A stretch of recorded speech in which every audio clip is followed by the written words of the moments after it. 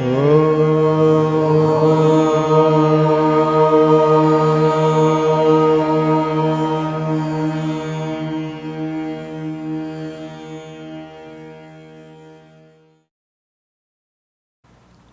contacting spirit guides through a medium conflicting spirituality? Or can the process be helpful on the spiritual path?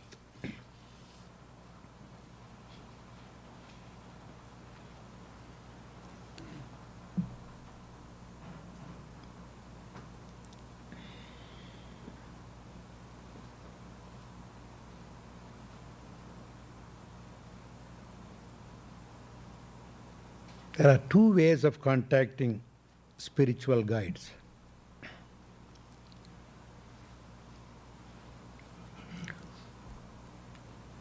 One way is you submit yourself. You open your mind and do something to communicate with them. Many people want to practice that way. I want to communicate with spirits. But if it is by your effort, and if you become a sort of subject or a sort of medium, and thus allow the spirits to come and take over you, is detrimental to spiritual growth.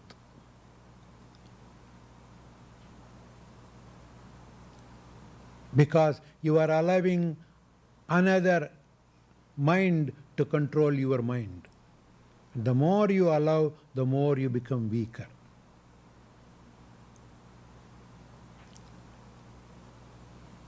But if you simply believe in evolved masters,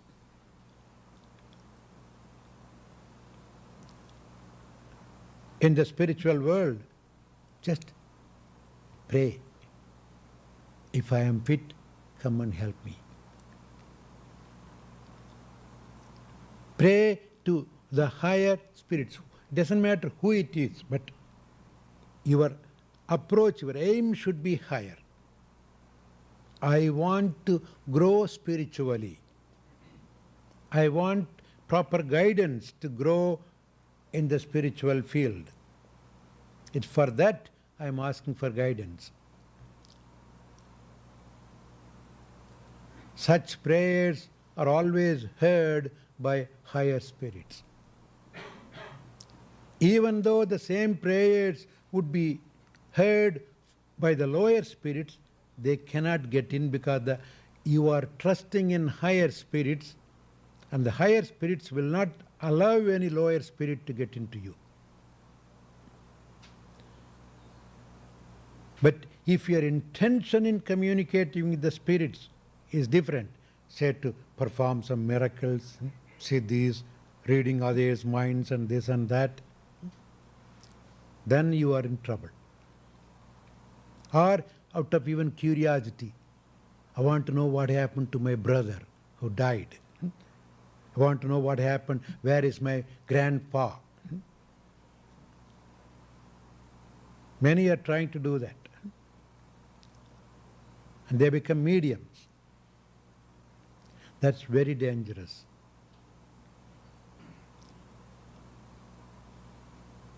Some of you might have even had experience in that. But it's not good for spiritual growth. And even not good for normal growth. Why? Because in these respects, not the higher spirits come into you. A sort of mediocre or even mischievous spirits can enter into. And they can imitate. They can tell you everything about your grandpa. Certain things that only you and your grandpa know, they can tell you. Why? Because once you leave the body and go in the spirit world, there's no secret there. Every mind knows the other mind there. They can easily tell everything about your parents or grandparents, the person whom you want to communicate. I've heard people say, my gosh, how does that spirit know this? This is only known between me and my wife. Huh? It should be my wife's spirit. It should be my mother's spirit. And that's the proof. Sometimes we even ask for it. Give me a proof. Tell me something that only I and my grandpa know. But even before you ask the proof from the spirit, you know what the secret is between you happened, is it not? The spirit can easily read your mind. See, you have to know that first, is it not? So when you think of that, yes, the other day we had a little quarrel. If the spirit tells me that, there is the proof. Immediately the spirit can pick it from your own mind and tell you, see, I'm your grandpa. Don't you remember that we did this and this? Yeah. Sometimes it seems to be helpful, but slowly they begin to play mischiefs. They make you a sort of subject in their hands. And the more and more you allow your mind to be played by those minds, you become weaker and weaker. It's almost like a hypnotic subject. In the same token, hypnotism also is not good. Maybe sometimes the medical practitioners use it for certain medical reasons. Even that is not advisable. But probably when everything else fails, this could be used as the last tool. Otherwise, never allow your minds to be subjected to another powerful mind. Unless and until you know the other mind is a good quality mind, which would think of your welfare and ultimately make you strong.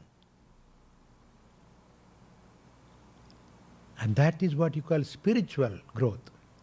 In spiritual growth, your mind becomes stronger and cleaner, not to become a subject and to be controlled by some other mind. The same token, even a spiritual teacher is not interested in controlling your mind to make it a slave. No. Instead, he is trying to help you to discipline your mind so that it's almost like a dog trainer trains your puppy and gives it back to you. Because you say, I can't handle my puppy anymore. Huh? It's too much. Huh? It makes the whole mess of the whole house. Here, do something. And then he knows the trick. Huh? He will be very strict. Huh? You have to trust the trainer.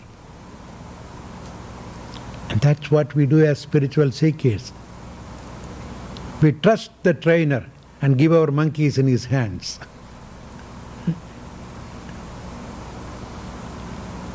And once he tames it, then he'll say, come on, now it's your good pet, take him back home.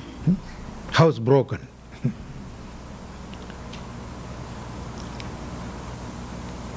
That's in such cases, you can give your mind in the hands of higher, evolved spirits.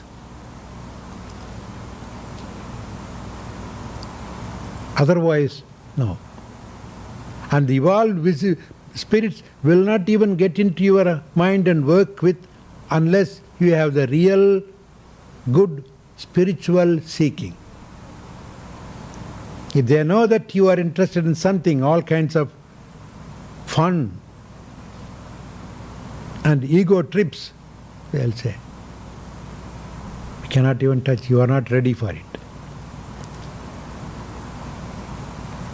So one has to be really careful about this.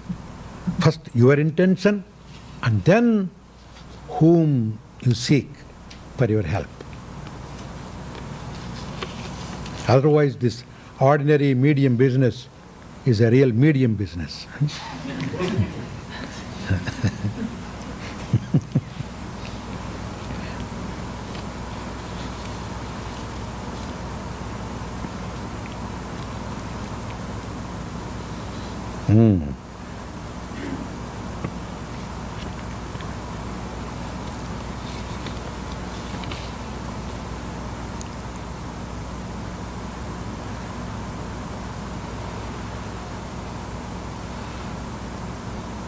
What should be the obligation towards one's partner who is sleeping around with others and insists on having relations with their own spouses also?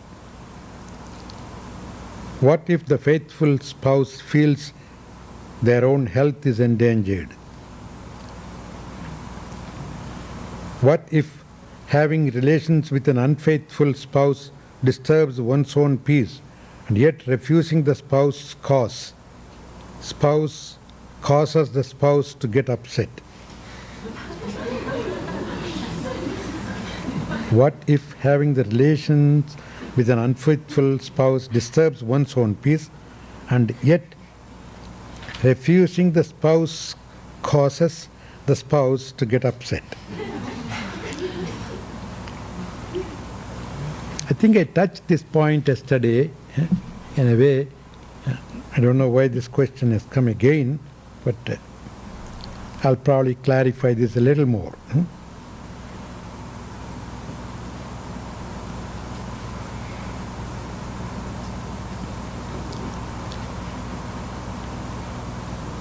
If you honestly know that he is not loyal to you and he runs around, and if you are afraid of some health problem, you have every right to say no. Still you are loyal because you don't want to be a sick lady in the house to take care of him and the children. You have to protect your health first. You won't be counted as a disloyal wife. Is it wife or?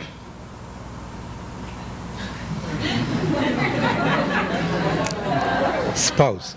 Okay. Well, take it for granted. Gentlemen, please.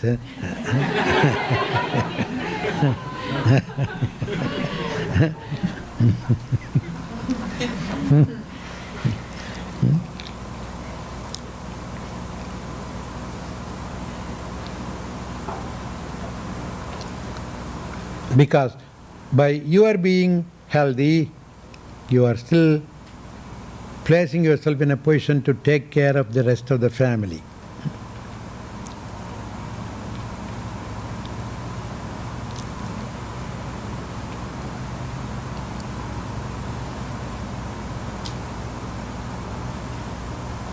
And when you refuse to heed to his request or to her request, seems to be a little confusing. And if he or she gets upset,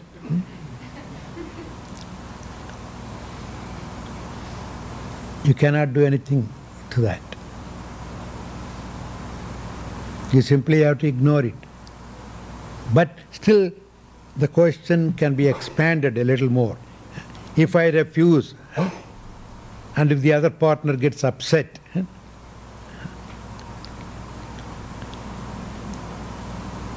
there'll be fight. Suppose there is even a physical rubbing. What should I do?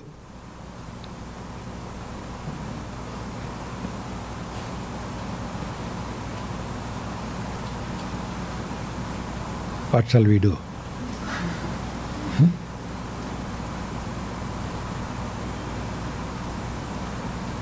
And if you are not strong enough to face the fight, in a way you have tried everything possible, and the house is no more a peaceful house. But you should try honestly everything possible to avoid the situation. If everything fails, then probably you should not be together. That will be the very, very last thing. Honestly, you should feel that you tried all the possible ways.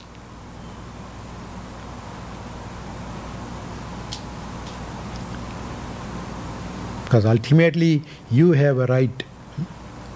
For the sake of your spiritual growth, not for any other material reasons. Your reason should be good enough. And it is always in the spiritual level. For that sake, then you can renounce anything and everything.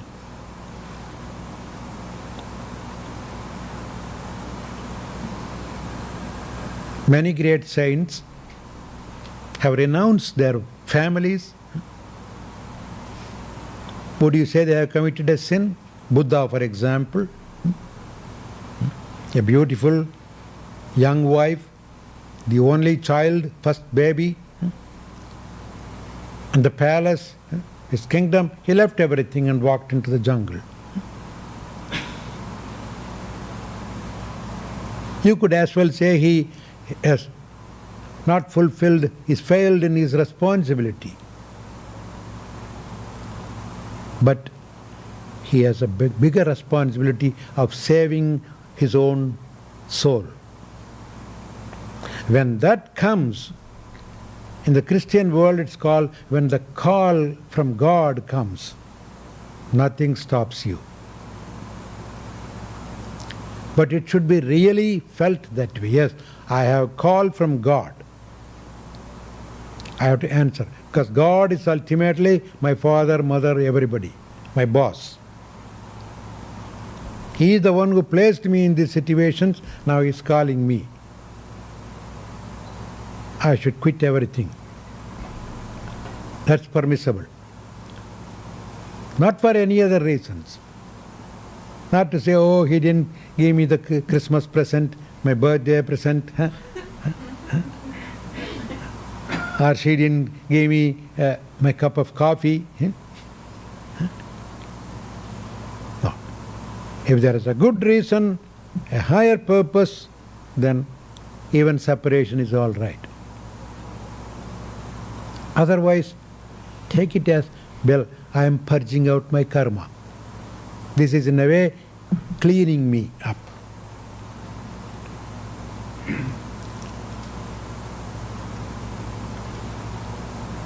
Don't become impatient. The same good God has placed me in this situation. Maybe He will teach me how to tackle it, how to handle it. He'll give me enough courage and strength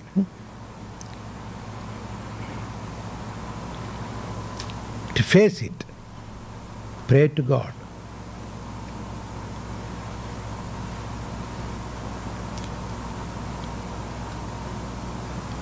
And one is very egoistic, the other one should not show the ego in return. When two egos come, they make too much noise. It's almost like two heads bumping against each other.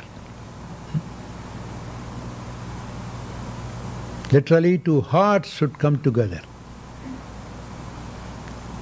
If the other heart is not coming together, at least let his head to come to your heart.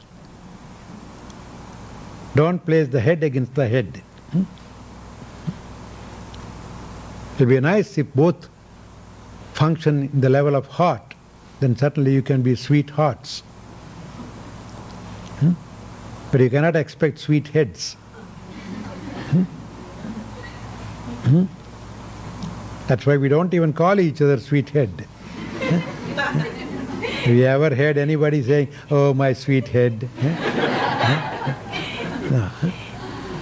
Sweetheart is okay. That's what. Heart should play more an important role in marital life. Even if one uses the head, the other should use more of heart. And remember, ultimately the heart will win. It might take time, but it will win ultimately. If you really want to use your heart, you will even be guided in those directions. God's guidance will be there. How to use your heart. So trust in that higher force. Pray more.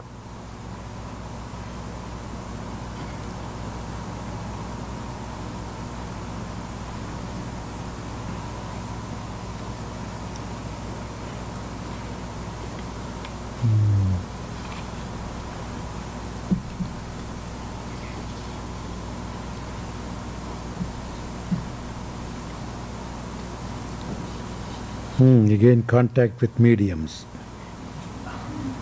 Seem to be a lot of,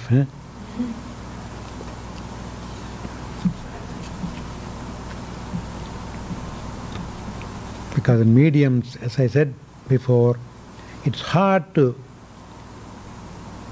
find out what kind of spirit is coming into our person. Very hard. Once you allow that to happen, anybody can walk in and disturb your life. In many, many cases, people haven't benefited by that. And no authentic spiritual scriptures or spiritual people have recommended this. If you read true scriptures, none of the scriptures recommended this. But unfortunately, in this age, we are all interested in siddhis, astral traveling, spirit communication. It's all sort of ego trips. Siddhi programs. On the other hand, great masters always cautioned us. Even if siddhi comes to you, beware. It's not going to help you in the spiritual field. The last century, the great masters like Shivananda. This century, last century, Ramakrishna, Swami Ramdas, Aurobindo. Just few years back, they all lived among us. They have all clearly said that. No true scripture has ever permitted us to get involved with siddhis. Even Patanjali, who spends one whole chapter about siddhis, ultimately says, all these things are hindrance to your spiritual growth. In one word, he finished it completely. I really don't know why he spent one whole chapter about siddhis and then ultimately a big blow. Forget about all that.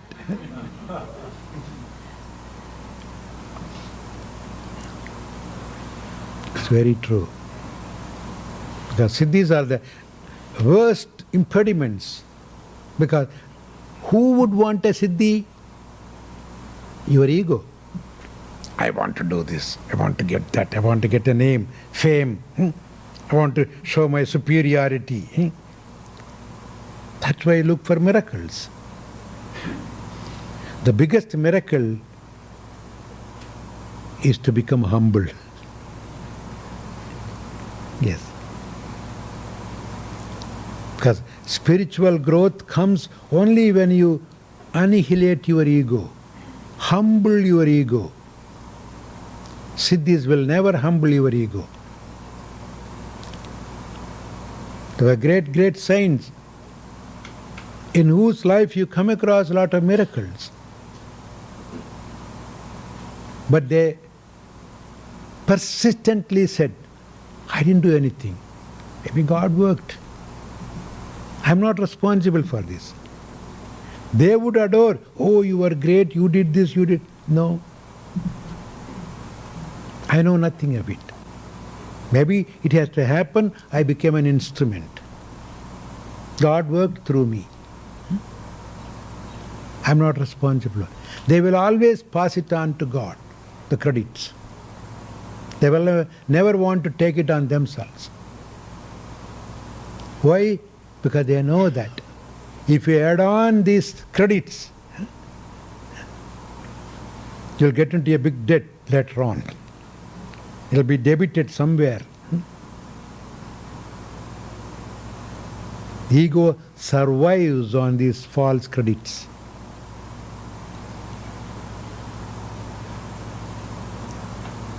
So every sincere spiritual seeker should become careful about not boosting one's ego.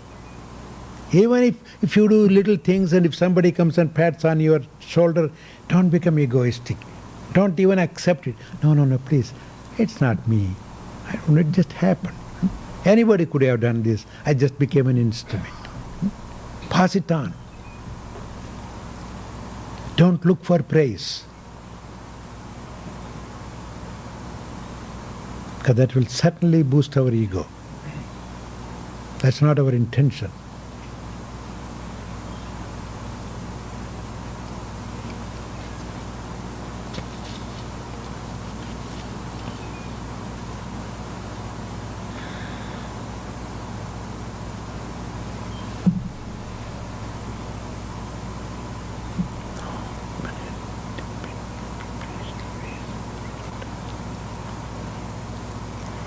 Can one know when a defection from traditional ways is due to doubt or insubordination?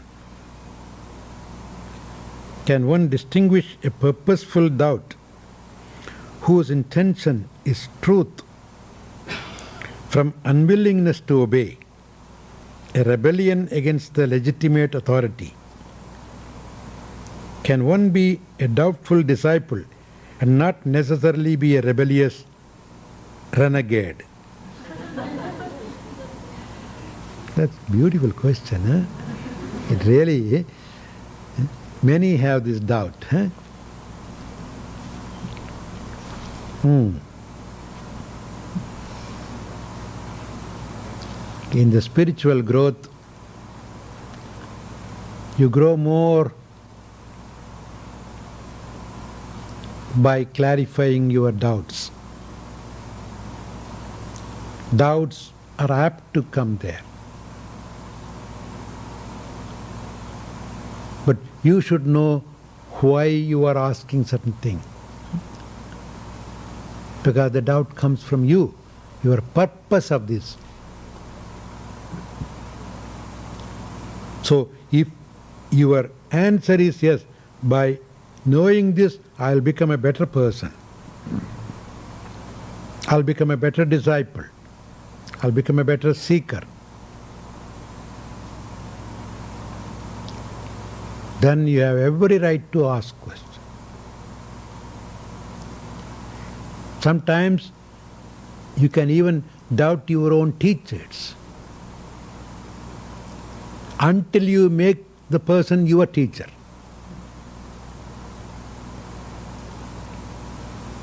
Question, investigate, spy. Yes.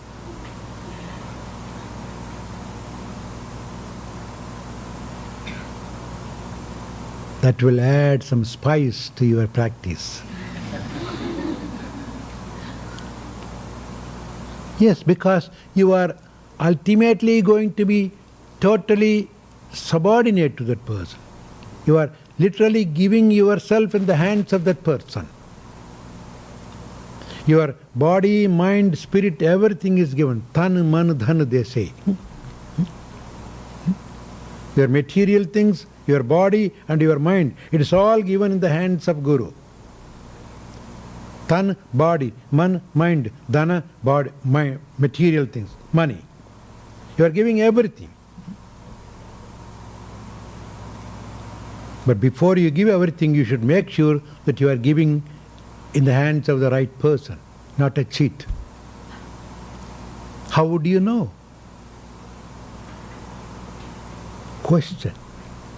Ask other people who are following that person. How are you doing? How many times you got cheated?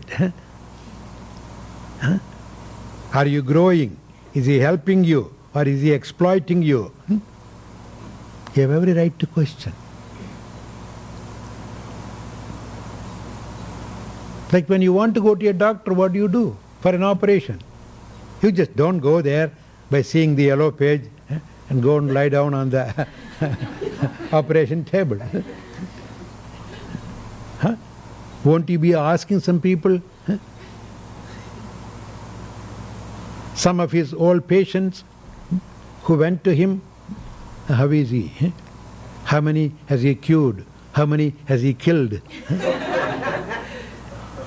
You have every right to.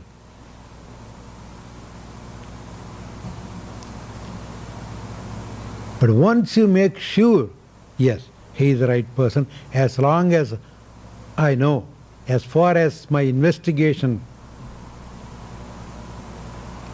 went, I trust him. All the people who went to him say so. And in my own way, I came to know, yes, he is trustworthy. Only then you go to the doctor and you get up on his operation table. Because once you are there and he brings the mask and that's it, you are a dead person, is it not so? He can chop off anything he wants.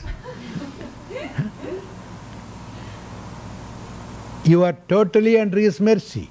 You cannot just get up and say, oh no, that is not the teeth, this is the one. I didn't want that tooth to be pulled.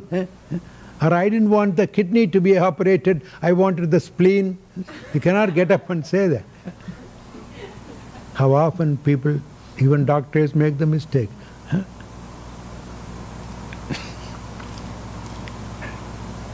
But you have no way of doing this, because completely you are dead to him.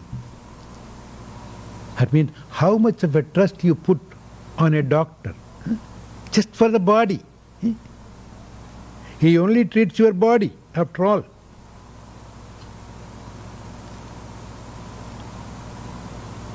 And how much of a trust you should put in another doctor who treats your body, mind, material things, everything, your entire personality. And his operation is more difficult operation.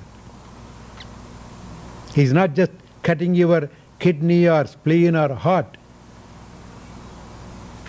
He is performing an egodectomy.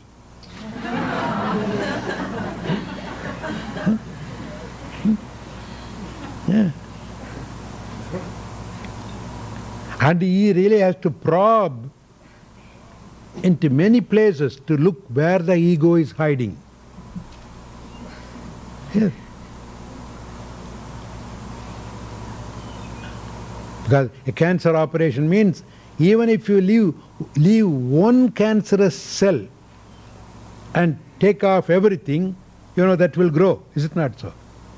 You have to clean out completely. And that's what the teacher would do. He would try to prick you, pat you, do everything to bring out your ego. At one time in public place he will say, oh, look at my disciple. I admire him. He is my topmost disciple. And he will carefully watch his eye.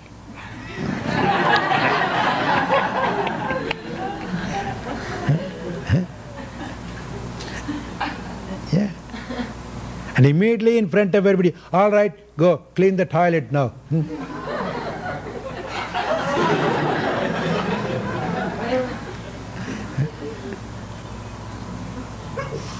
There are so many ways in tracing the ego.